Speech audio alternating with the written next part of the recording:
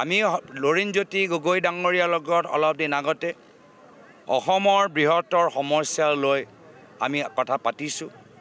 আমি সকলোৱে নিজৰ নিজৰ দলৰ স্থিতি সাংগঠনিক স্থিতি বহল কৰিবলৈ চেষ্টা কৰিছোঁ আৰু সকলোৱে আজিৰ তাৰিখত ভুৱা ভোটাৰ তালিকাৰ ভিতৰত অন্তৰ্ভুক্ত নহয়, ডুপ্লিকেট নাম অন্তৰ্ভুক্ত নহয়, এই ক্ষেত্ৰত আমি সকলোৱে কাম কৰি আছোঁ। পৰৱৰ্তী সময়ত আমি আগতেও কৈছোঁ যে কংগ্ৰেছে অকলে নেখেলে, কিন্তু সেই সময়ত কথা সেই সময়ত পাতিম।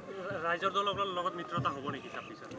আকৌ কৈছোঁ, খালি পৰৱৰ্তী সময়ত কাৰ লগত মিত্ৰতা হ'ব কাৰ লগত নহয় সময়ে ক'ব, কিন্তু কংগ্ৰেছে অকলে যে নেখেলে এই কথাটো নিশ্চিত। আজি AIDF-এ কৈছে যে অসম বিধানসভা নিৰ্বাচনত কংগ্ৰেছৰ সৈতে মিত্ৰতা আমি কৰিব পাৰোঁ।